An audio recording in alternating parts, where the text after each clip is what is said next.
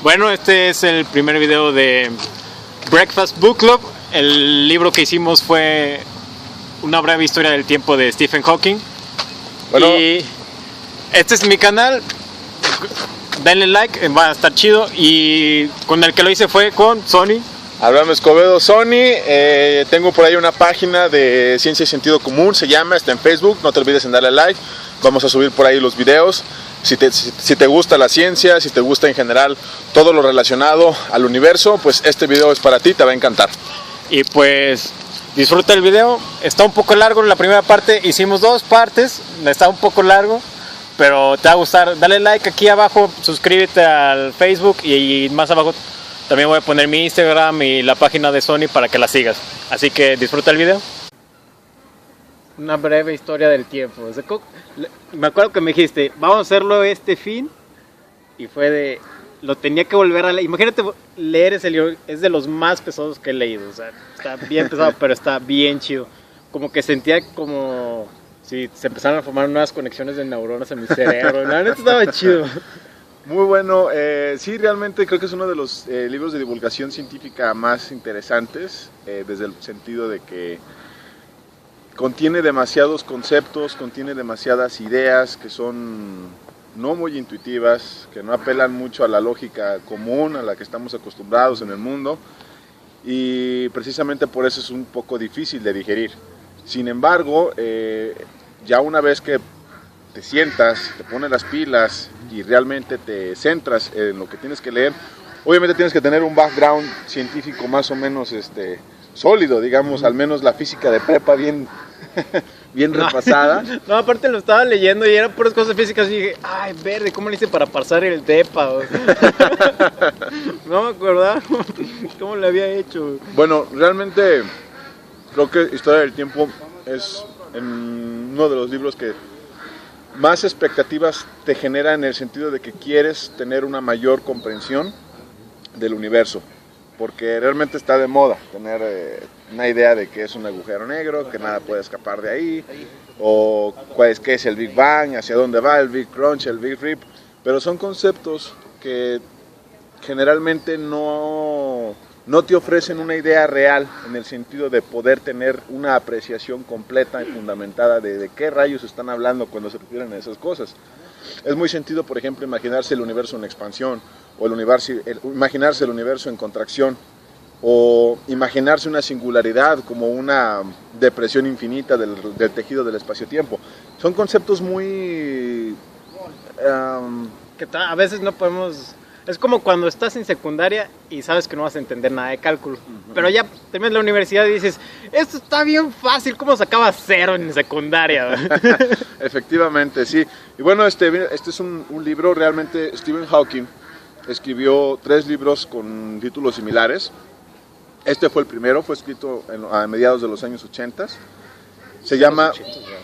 Ya lleva tiempecillo. Ya lleva tiempecillo. Es que yo leí como la versión más actualizada. Era como la 10ª edición, donde ya le agregaba un poco de más cosas que ya sabía. Sí, este libro fue escrito, si mal no recuerdo, entre el 85, de hecho estoy buscando ahorita, entre el 85 y el 89. De hecho, déjame buscar por aquí. Mira, aquí está. Este libro fue escrito en el 88, precisamente. Incluso la primera edición es Vox Populi, cuando su editor le dijo que por cada ecuación que incluyera en el libro, el número de lectores se iba a reducir por la mitad. Entonces, Hawking se quedó un poco frustrado. Si tomamos en cuenta que Stephen Hawking es profesor lucasiano de la Universidad de Harvard. Pero explica qué es lucasiano.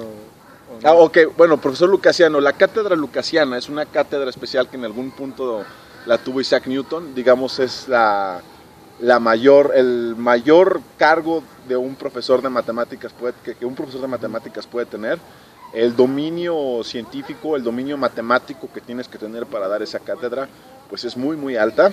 Es un honor realmente que cualquier hombre de ciencias tenga la misma cátedra que tuvo Isaac Newton, digamos. No cualquiera. No cualquiera. Estamos hablando de de gente pesada. Nosotros solo estamos haciendo un video de un libro, básicamente. Básicamente de un libro, de una síntesis, de la síntesis. De lo que pudimos entender. De lo que pudimos entender respecto a Historia del Tiempo de Stephen Hawking. Y bueno, continuando un poquito más de Stephen Hawking, creo que ya si vieron la película de la teoría del todo, ya tienen una idea, una noción más fundamental de quién era él, de cuál es su trabajo y qué es realmente lo que sigue haciendo. O sea, prescindiendo acerca de que tiene esclerosis, tiene una enfermedad degenerativa.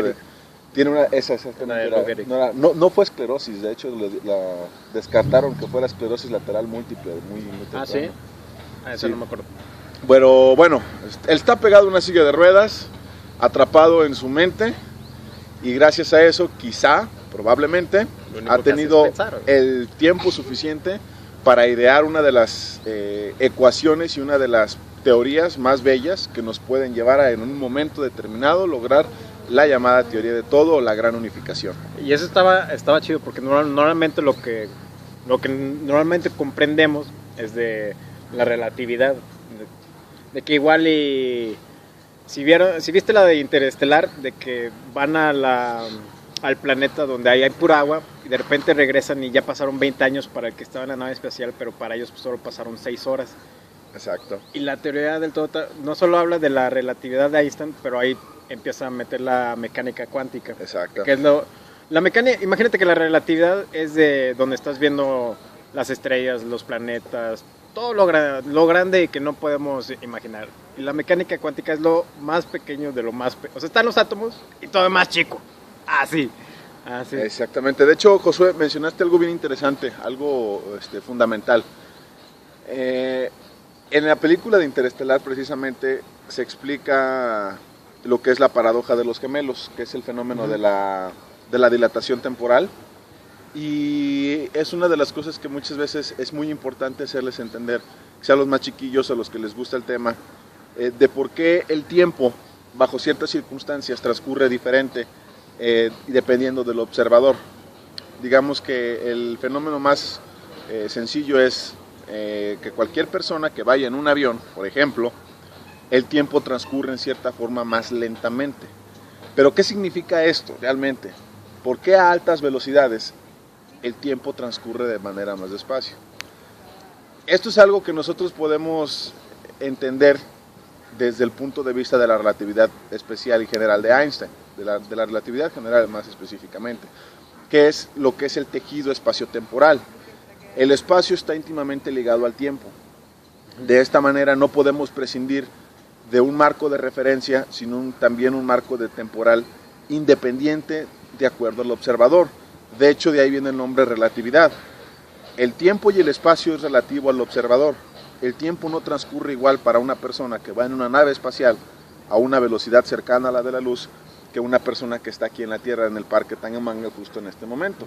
Es de ahí donde viene la paradoja de los gemelos. Es muy sencilla, consiste en que digamos que Josué tiene un gemelo, es astronauta, se va a la NASA y en la NASA lo envían a una misión en un cohete que funciona, digamos, por antimateria, y se va durante, digamos, 10 años del tiempo de Josué.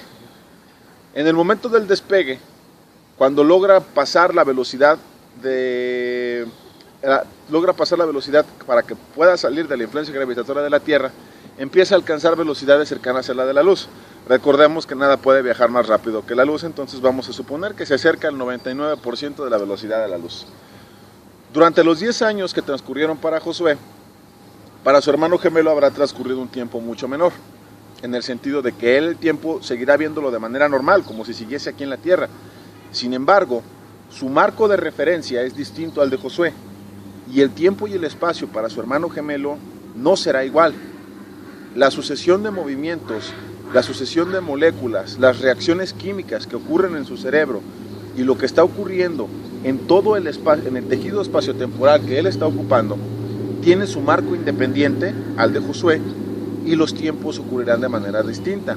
Para su hermano, el tiempo se habrá dilatado, lo que quiere decir que habrá hecho exactamente lo mismo que Josué, pero en una fracción de tiempo mucho menor, porque para él la línea temporal se habrá extendido lo suficiente para poder hacer exactamente lo mismo que Josué, pero en un menor tiempo.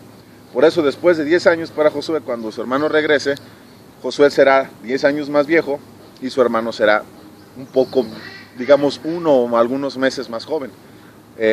Más viejo. Entonces digamos que Josué tendrá, ¿cuántos años tienes? 25. Tendrá 25. 35 años y su hermano tendrá quizá 26. Biológicamente hablando, ¿verdad? En edad terrestre, pues eso es un marco de referencia universal, pero más o menos de eso va la relatividad general. Más o menos, si no entendiste el concepto, imagínate cuando estabas en secundario, que eras niño, que los días se te pasaba lentísimo. Pero ahorita si saliste de la universidad tienes que ir a trabajar, tienes que ir al diplomado, tienes que ir por tu novia, tienes que ir por no sé qué cosa. Y aquí es cuando se pone más rápido las cosas y dices, no tengo tiempo. Más o menos así es como se siente la relatividad. Básicamente. Y bueno, más retomando al libro, porque pues en estos temas es muy sencillo divagar. No, sí, me gustaría, en este caso, que es el primero que escribió Hawking, que es Historia del Tiempo, algunos de los capítulos, que es, digamos, pasando los agradecimientos, la introducción, escrita por el mismísimo Carl Sagan. Luego sigue Nuestra imagen del universo, Espacio y tiempo es el segundo, El universo en expansión, El principio de incertidumbre fundamental para entender este asunto de la mecánica cuántica, Las partículas elementales y las fuerzas de la naturaleza, Los agujeros negros, que es pues básicamente el tema que mejor ha desarrollado Hawking. Los agujeros negros no son tan negros. Aquí es donde explica lo que es la llamada radiación de Hawking. Así es. El origen y el destino del universo. Personalmente, este fue uno de los capítulos que más trabajo me costó entender. Es que sí está. Aquí es donde te decíamos de la relatividad de Einstein con la mecánica cuántica. O sea, como ya te habíamos dicho, la relatividad es de todo lo grande, la mecánica cuántica es de lo más chico. Entonces, cuando hizo la relatividad Einstein, empezaba con el Big Bang. Ahí es donde empieza el universo. Pero las cosas trabajan muy diferente a nivel cuántico, a nivel muy, muy chico. Y aquí explica más o menos Hawking, bueno, a mi entender, de que a ese nivel no había como un principio ni un fin, simplemente estaba. Exactamente. Y yo ahora sí me quedé así. Es complicado. Así, neuronas. Es complicado, definitivamente. Precisamente, el origen y el destino del universo es uno de los temas, de los títulos, o más bien capítulos más pesados de leer, porque aquí empieza a abordar el concepto del tiempo imaginario, que más adelante lo platicaremos, lo que es el tiempo imaginario. No es como su nombre lo dice, imaginario, pero sí habrá que darle un tiempecito a explicar precisamente a qué se refería Stephen Hawking con el tiempo imaginario. Luego sigue lo que es la flecha del tiempo. ¿Por qué el tiempo solo transcurre hacia adelante y no podemos movernos hacia atrás si es una dimensión más como el espacio? Este es otro de los conceptos que también tenemos que explicar para que de una vez por todas, al menos en lo que atañe a ciencia real y sólida, nos olvidemos de los viajes en el tiempo, al menos hacia el pasado. O sea, Marty McFly no pudo haber arreglado a sus papás. Exactamente. Básicamente vamos a explicar por qué no es posible viajar hacia el pasado, pero no obstante el futuro es otro cantar. Entonces, bueno, la flecha del tiempo.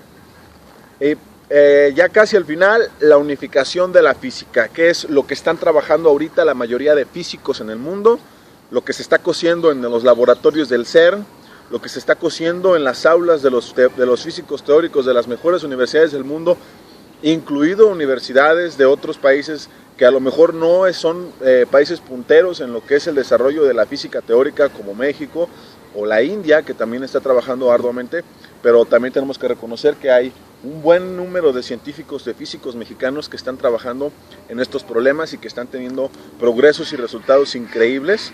Hay que ahora sí que sacar un poquito el lado nacionalista. En México hay potencial, hay ciencia, hay genios. Y por último las conclusiones de Hawking. De todos estos capítulos del libro, me gustaría empezar desde lo que es el principio de incertidumbre y el universo en expansión. Ya Josué, por ejemplo, les estuve explicando más o menos ahí que la relatividad general funciona para lo muy grande y la mecánica cuántica para lo muy pequeño. Pero ¿a qué nos referimos o a qué se refiere Josué cuando dice que funciona para lo muy grande y la cuántica funciona para lo muy pequeño? Tú sabrás, José, perfectamente que al referirnos funciona nos hablamos a los números. La ciencia se basa en la capacidad de realizar predicciones de los fenómenos que observamos en la naturaleza. De nada nos serviría la ciencia si no podemos realizar una predicción de lo que puede pasar o por qué pasó. Las explicaciones que ofrece la ciencia se basan precisamente en que tenemos la capacidad de construir un modelo que nos permita realizar predicciones. Por ejemplo, el eclipse que recientemente acaba de pasar, lo logramos predecir porque tenemos leyes astronómicas que permiten calcular la posición de la Tierra, el Sol y la Luna en hasta los próximos, digamos, 10,000 años o más. Porque es como si tú jugaras fútbol y tú ya sabes que tu compañero se va a ir a la izquierda y ahí se la tienes que mandar, así ya sabíamos que va a pasar el eclipse. Efectivamente. Entonces, la ciencia se basa precisamente en la capacidad de poder predecir. Sin estas capacidades predictivas, pues no tendríamos ciencia. En el caso de la relatividad general, son un conjunto de leyes matemáticas, de métricas, que utilizan las 4 dimensiones que Einstein mencionó. En este caso estamos hablando de la métrica de Riemann. La métrica de Riemann es como la geometría euclidia. Los que llevaron secundaria, prepa, ustedes se acuerdan perfectamente cuando teníamos que... Como si se acordaran, güey. Sí, se acuerdan. Estoy seguro que al menos del teorema de Pitágoras se van a acordar. La fórmula para sacar el área de un círculo, la circunferencia del círculo. Bueno, toda esa es una métrica, digamos, es una geometría que nos permite calcular el espacio en 2 dimensiones. Para el espacio en 3 dimensiones hablamos de geometrías, en este caso a veces no euclidianas, porque son cuerpos irregulares. No es tan sencillo encontrar, por ejemplo, la fórmula para el área del volumen de mi mano o un cuerpo irregular. En este caso se utilizan geometrías distintas, métricas diferentes. Para el caso del espacio-tiempo se utiliza lo que es la métrica de Riemann. De hecho, Einstein fue quien empezó a utilizarla para adaptar su modelo del espacio-tiempo, que son 3 dimensiones espaciales más una dimensión temporal. Con ello se construyó la relatividad. Empezó por la espacial, por la especial, acabó con la general, que fue ya una construcción más completa. ¿Para qué nos sirve la relatividad general? Bueno, pues se dice que es de los modelos físicos más complicados de dominar, que no cualquiera lo maneja realmente. La mayoría de los físicos graduados, de los que calculan las órbitas o la velocidad necesaria de despegue para lanzar un satélite a la órbita, no usa mucho la mecánica de la relatividad general. Realmente se basa en los principios de Newton todavía, a principios de gravitación de Newton.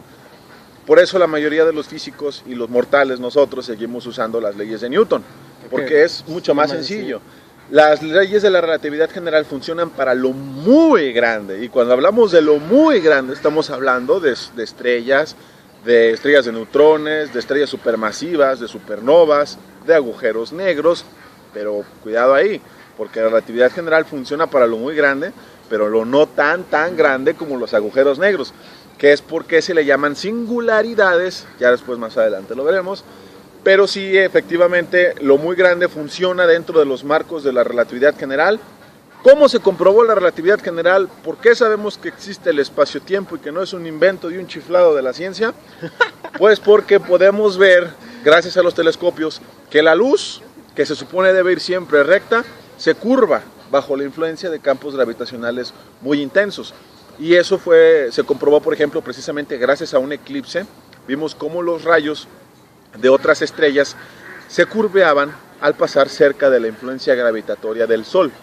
Y esa fue una de las razones por las que la relatividad de Einstein se comprobó, se validó, se determinó, es verdad, el espacio-tiempo existe, el tejido espacial se deforma de acuerdo a la influencia de la masa de los objetos. Entre más masivo sea un objeto, más se curva el espacio-tiempo. Y entre más denso sea, obviamente se corre más el riesgo de romperse ese tejido espacial. O sea, imagínate que el espacio-tiempo es esta servilleta. Y ¿te acuerdas de las hojas que tienen cuadriculadas? Bueno, unas son del espacio y el otro es del tiempo, las líneas. Entonces si pones esta galleta, pues se va a hacer tantito así. Si pones algo más pesado como el jugo, va a empezarse a ser más pesado, y eso es lo que está tratando de explicar este Sony, más o menos. Efectivamente. ¿Por qué singularidad? Fíjate qué bueno que sacaste qué creativo, lo de la servilleta, fue genial. De hecho, estaba pensando cómo explicar. Como bien dice Josué, el espacio-tiempo, pues obviamente no es en 2 dimensiones, como una servilleta, pero podemos imaginárnoslo precisamente como un tejido que lo cubre todo, una red que lo cubre todo. Cuando llega un objeto pesado, se curva sobre sí mismo, y esa es la razón por la que lo que esté a su alrededor, bajo su influencia gravitatoria, va a girar a su alrededor. Estos cuerpos siguen lo que en la relatividad general o en la métrica de Riemann se conocen como geodésicas. Ustedes saben que la manera más corta de llegar de un punto a otro en una geometría de 2 dimensiones, pues, es la línea recta. Trazas una línea recta y esa es la distancia más corta para recorrer de un punto a otro. Pero ¿qué pasa en un espacio curvo? Pues los cuerpos siguen curvas, siguen elípticas, siguen lo que por ejemplo en los planetas, todas las elipses alrededor del campo gravitatorio del Sol, pues no son más que geodésicas. Son geodésicas dentro del marco de la geometría de Riemann que Einstein utilizó para explicar en su teoría de la relatividad general. Y estas geodésicas son las que sirven para seguir las trayectorias gravitatorias de cuerpos pequeños con respecto a cuerpos más grandes. La Luna con respecto a la Tierra, los planetas con respecto al Sol, y todo el sinfín de cuerpos, de cuerpos masivos que andan por ahí rondando solitarios en el universo. Pero ¿qué pasa cuando tenemos algo demasiado denso? Tan denso que rompe el espacio-tiempo. Se nos fue. Se rompió el espacio-tiempo. Esto que acabo de hacer, que es romper la servilletita, romper el espacio-tiempo, es lo que se conoce como una singularidad. En matemáticas, en la geometría, en el pizarrón, solo será un punto. Sí. Pero ¿qué es un punto realmente en el espacio-tiempo? ¿Qué es un punto en una libreta? Un punto tiene anchura, tiene una cierta área. Cuando tú lo haces con el lapicero, tiene un diámetro. Pero en el espacio-tiempo, en las matemáticas, un punto no tiene diámetro, no tiene anchura, es un punto.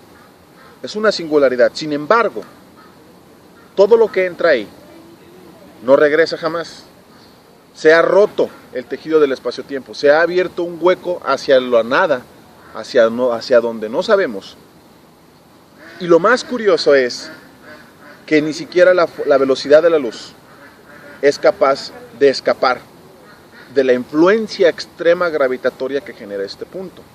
La velocidad de la luz en el vacío se calcula en 300.000 kilómetros por segundo, redondeado, son 299.990 y fracción, son 300.000 kilómetros por segundo. A ojo de buen cubero.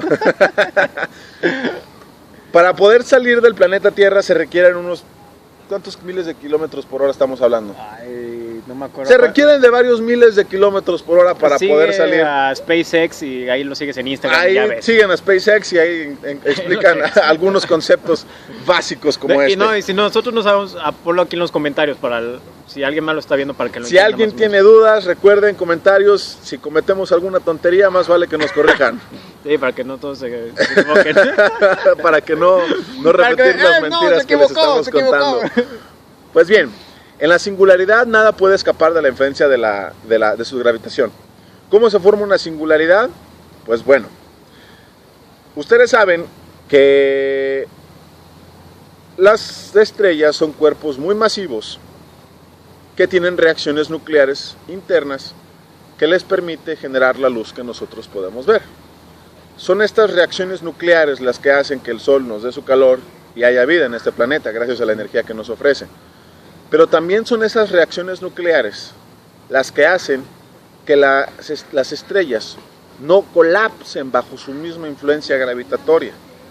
Digamos que las reacciones nucleares que están sucediendo dentro de la estrella permiten que haya una presión positiva hacia afuera. Y es esa presión positiva hacia afuera y al mismo tiempo una presión interna de resultado de la gravitación de toda la masa que reúne esa estrella, la que hace que exista un cierto equilibrio. Pero ¿qué pasa cuando deja de haber reacciones nucleares? Cuando se acaba el hidrógeno para empezar a formar helio, cuando ya no pueden colisionar protones para empezar a formar átomos de helio, se acabó el combustible de la estrella. La presión externa ya no puede seguir ofreciéndole protección a la estrella para que no colapse sobre sí misma. Es entonces cuando la estrella entra en un periodo de superexpansión, se transforma en una gigante roja, como en una especie de última contracción, último respiro, último intento de aferrarse hacia su propia existencia. La estrella se expande cientos de miles de veces su tamaño. O sea, imagínate que yo soy el Sol y Sony ya sería la gigante roja. Y luego rojo.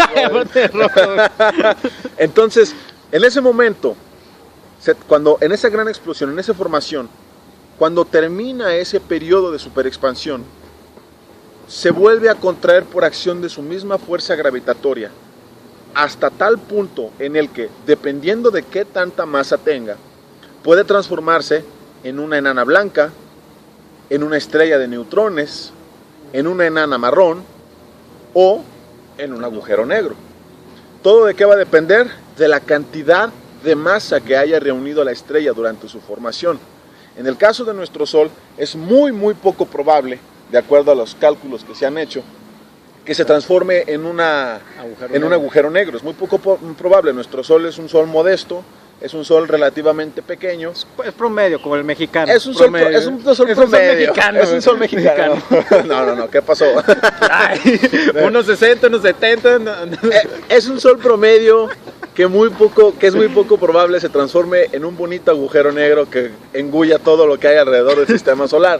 Sería bastante irónico e interesante ver un agujero negro tragándose a Júpiter, a Saturno y a todo lo que hay, pero no. Lo más probable es que nuestro Sol se transforme en una enana blanca, quizá en una enana marrón. Pero ¿cuál es el límite de masas solares? La verdad no expongo ese dato en este momento, me gustaría googlearlo, pero sería una buena tarea por ustedes. ¿Cuál es el límite o la cantidad de masas solares? La masa solar es cuántas veces tiene que tener una estrella, la masa de nuestro Sol, para que al momento de que se termine su combustible nuclear, en este caso el hidrógeno, se transforme en un agujero negro. Ese es el ciclo de las estrellas. Y en el caso de el cálculo matemático que nos permita a nosotros conocer qué tanto tiene que tener, pues se corresponde precisamente a las leyes de la relatividad general, en donde ya llega un punto en el que el combustible se terminó, se transforma en un agujero negro. Y por cierto, se conoce también como límite de Chakendrar, si mal no recuerdo. Sí, es el indio que fue a Cambridge. ¿Es el de la película? ¿O no? No, según yo es otro, ¿no? Es otro. Pero no. es más o menos por ese tiempo, como 1920. Sí. Cabe mencionar, ahorita qué bueno que mencionas este otro cuate que también se me olvidó su nombre. Que hasta ponlo en el comentario, que no me acuerdo. Hace poco le hicieron una película, ¿no? Sí, de que... El hombre que conocía el infinito. Sí, el hombre que conocía, es buena película. No la he visto, pero debe de ser muy buena. No, sí está chida.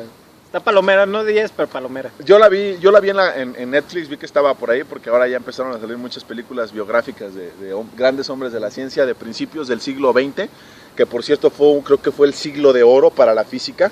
Fueron los años entre 1900 y 1960, creo que fue los 60 años más prolíficos de la física, me atrevo a decir. Pero bueno. Con toda la relatividad y todo eso. No, con todo, absolutamente todo. Fíjense, como comentario adicional, ya que pues, no nos surgen las prisas. Se decía a mediados del siglo XIX que la física en pocos años iba a estar completa. Un físico, no recuerdo el nombre. De hecho, ahí va de tarea. Hubo un físico, no recuerdo el nombre, que comentó en una clase, en una conferencia, no quiero dar por sentado que fue en una o en otra, que la física iba a estar completa en unos pocos años.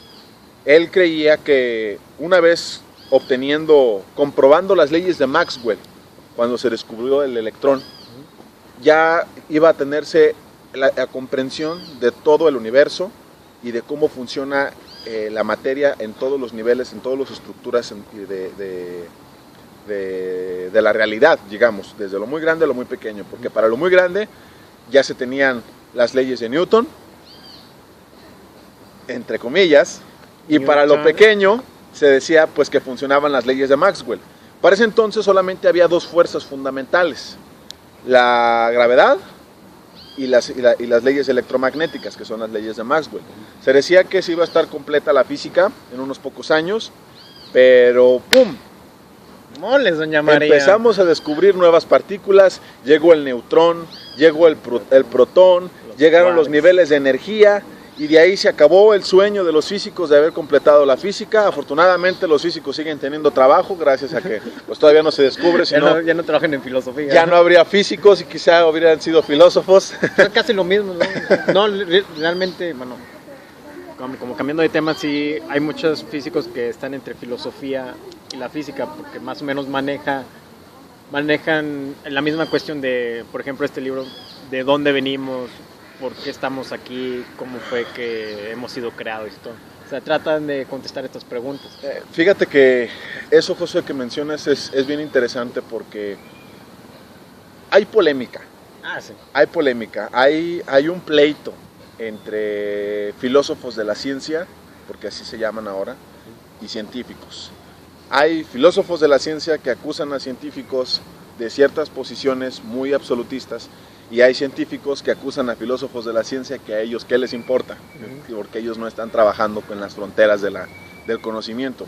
Entonces yo creo que eso sería tema de otro video muy bueno, lo que es quizá, no sé si realmente hubo una batalla, pero sí polémico definitivamente, que es la relación que ha habido entre los filósofos de la ciencia y los científicos.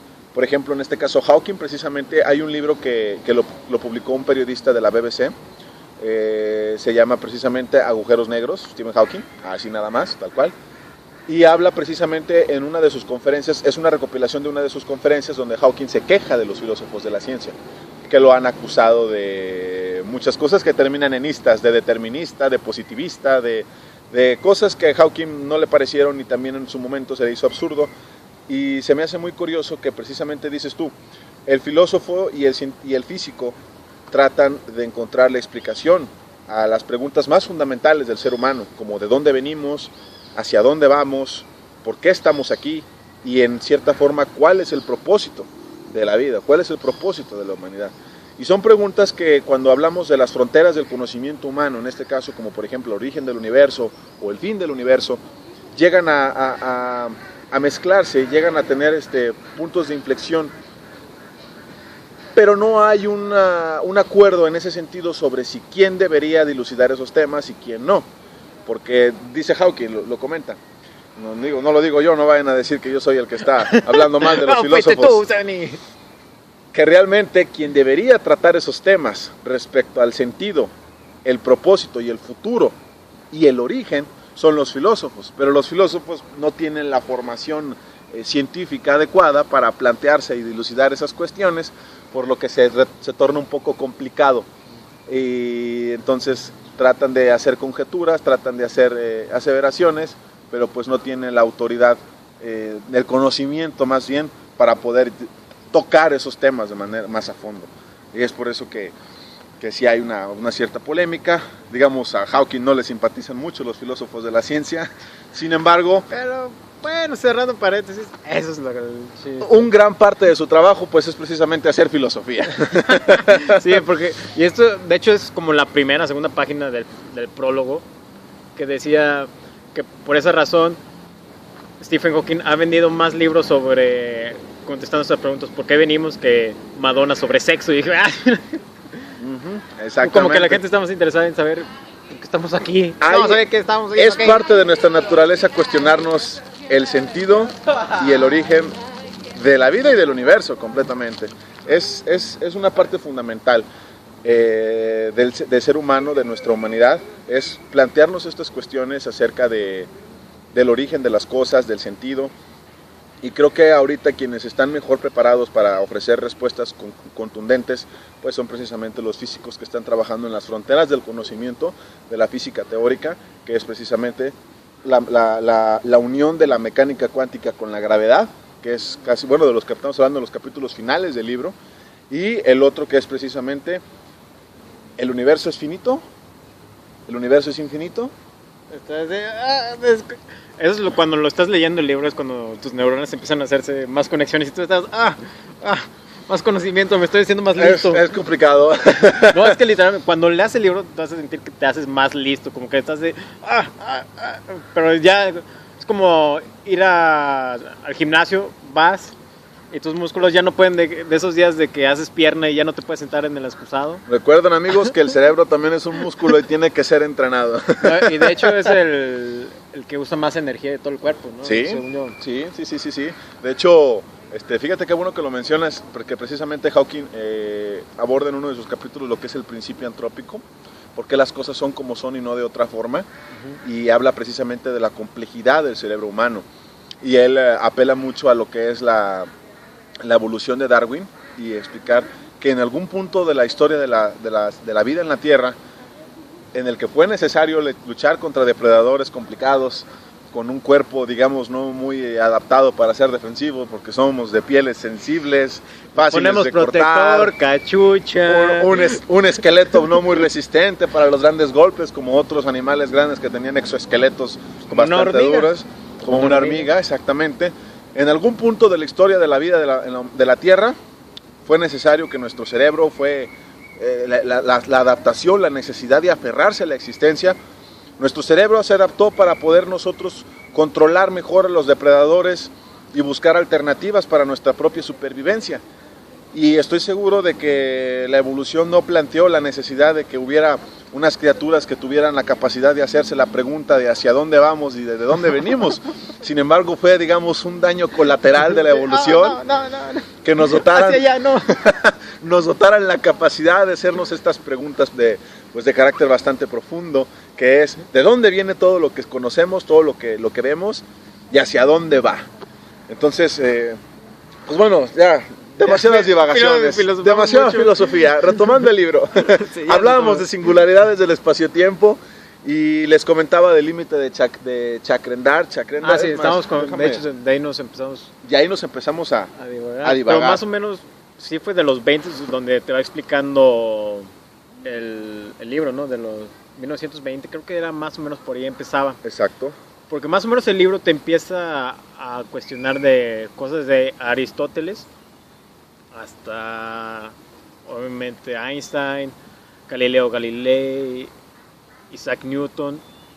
Y se me hacía también esa parte muy interesante sobre el libro de que te ponía como un poco de historia de la física, de por qué empezó él a hacerlo, por qué en los 1500 ya como que empezaba a retomarse más con Galileo Galilei y toda la onda. De hecho, precisamente, bueno, no sé si él se alcance a ver.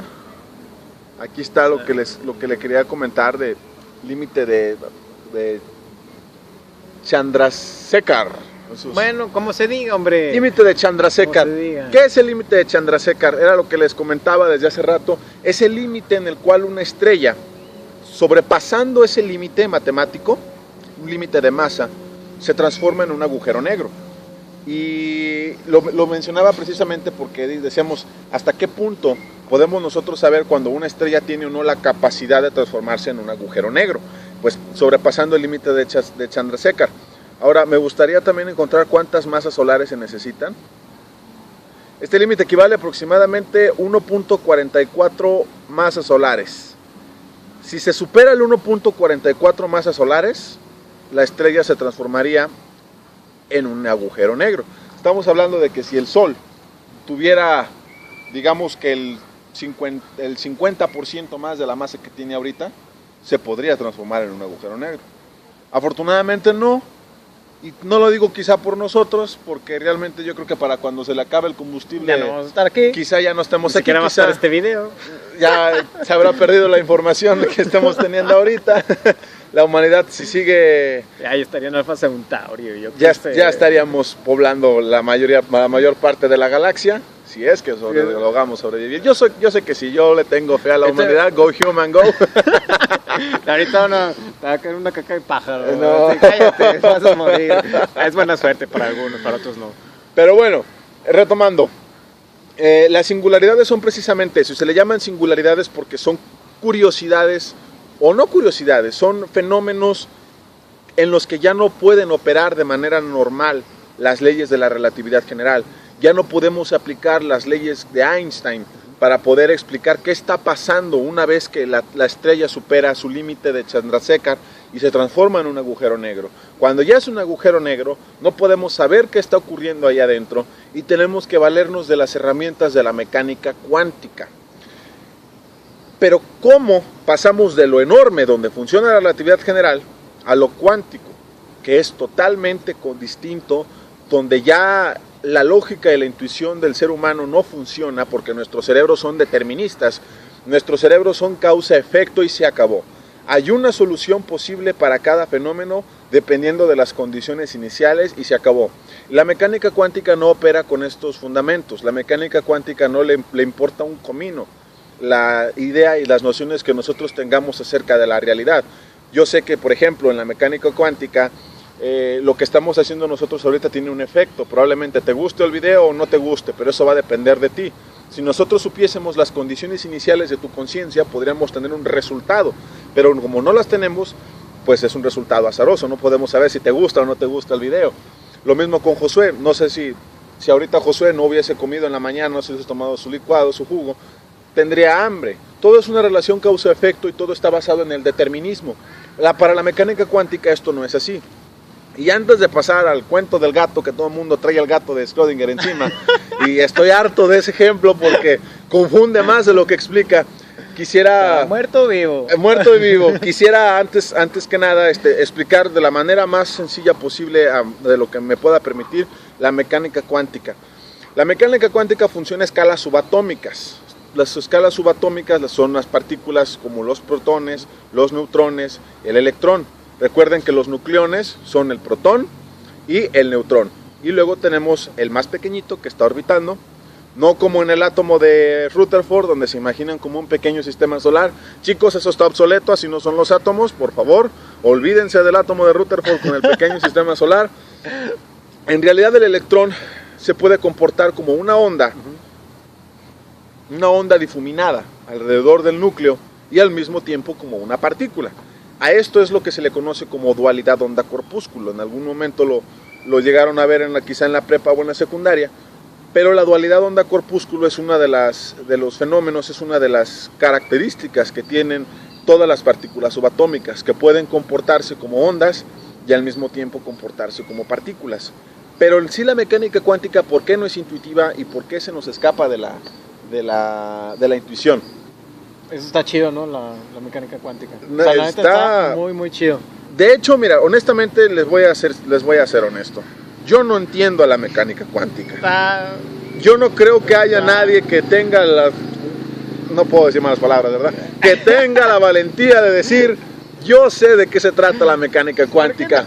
Porque realmente no. O sea, ¿cómo decir? Yo entiendo a las mujeres. No se puede. No se puede. Que ya se va a acabar el... Espérate. Es que